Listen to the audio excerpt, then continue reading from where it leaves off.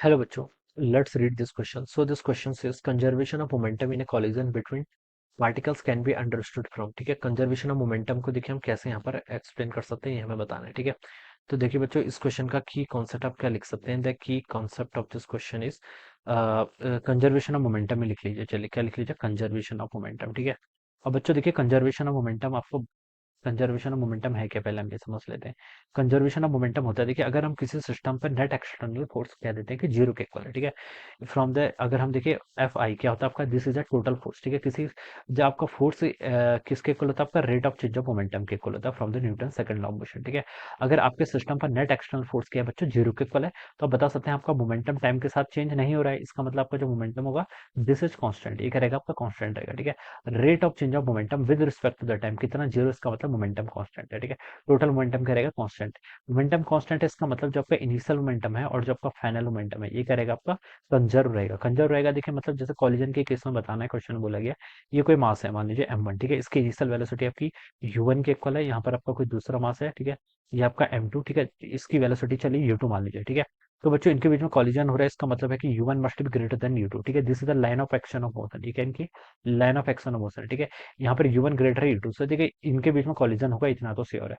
Collision हुआ, इसका मास कितना मान लीजिए m1 है। ठीक है, और इसके बाद इसकी वेलोसिटी क्या हो जाएगी, v1 के इक्वल होगी आफ्टर कॉलिजन। ठीक है, और ये आपका m2 मास है। ठीक है, इसकी वेलोसिटी कितनी हो जाएगी यहाँ से, v2 के इक्वल हो जाएगी। ठीक है, तो ये आपका बिफोर कॉलिजन वाली सिचुएशन है, ये क्या आपकी आफ्टर कॉलिजन वाली सिचुएशन है। ठीक है, तो मैं यहाँ पर से बता सकता हूँ, देखिए ये कॉलिजन आपका कैसा भी हो, चाहे आपका इलास्टिक हो, इनइलास्टिक हो। ठीक है, लेकिन मोमेंटम कंजर्वेशन हम ऑलवेज लगा सकते हैं अगर हम m1 और m2 को एक सिस्टम की तरफ कंसीडर कर रहे हैं। ठीक है, अगर मैंने m1 प्लस m2 को एक सिस्टम कंसीडर कर लिया है, तो बता सकता हूँ मेरे सिस्टम पर नेट एक्सटर्नल फोर्स कितना, जीरो है, मोमेंटम कंजर्व रहेगा।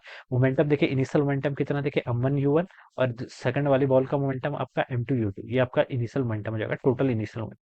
टोटल फाइनल मोमेंटम कितना आपका m1v1 प्लस कितना हो जाएगा आपका m2v2। तो ये क्वेश्चन आप लगा सकते हैं, this is the conservation of momentum. ठीक है, ये देखिए m1 बॉल की वेलोसिटी कितनी थी, u1 थी, at the time of impact, बीच में कहीं देखिए आपका इम्पैक्ट टाइम आएगा। ठीक है, इस वक्त देखिए क्या होगा, पीछे वाली बॉल की मोमेंटम ज्यादा है। ठीक है, तो ये क्या करेगी, इस वाली बॉल पर आगे की डायरेक्शन में फोर्स लाएगी। ठीक है, इसकी वेलोसिटी देखिए, सेकंड वाली बॉल की वेलोसिटी क्या थी यहाँ पर, लेस थी, तभी तो कॉलिजन हुआ है। ठीक है, लेस थी, तो देखिए ये पहली वाली बॉल दूसरी वाली बॉल पर फोर्स लगा रही है इस डायरेक्शन में। ठीक है, अब इसके रिस्पॉन्स में हम बता सकते हैं, जो आपकी सेकंड वाली बॉल है वो आपकी फर्स्ट वाली बॉल पर वेलोसिटी फोर्स लगाएगी अपोजिट डायरेक्शन में। ठीक है, तो हम बता सकते हैं कि फॉर एवरी एक्शन, देखिए इसने इस पर फोर्स लगाया, उतना ही अपोजिट फोर्स इस टू वाली बॉल पर भी लगा हुआ है। ठीक है, जितना फोर्स देखिए आपकी वन वाली बॉल ने टू वाली बॉल पर लगाया है, उतना ही फोर्स टू वाली बॉल ने आपकी वन वाली बॉल पर लगाया है। ठीक है, तो इसी कारण से देखिए फिर इसकी वेलोसिटी क्या हो जाएगी, लेस हो जाएगी, और इसकी वेलोसिटी क्या हो जाएगी आपकी, ग्रेटर हो जाएगी। ठीक है, बढ़ जाएगी इनिशियल से। ठीक है, तो हम ऐसे इसको यहाँ पर से क्या कर सकते हैं, एक्सप्लेन कर सकते हैं। तो हमसे पूछा कि देखिए कौन कौन से प्रिंसिपल की रिक्वायरमेंट है इसको अंडरस्टैंड करने के लिए,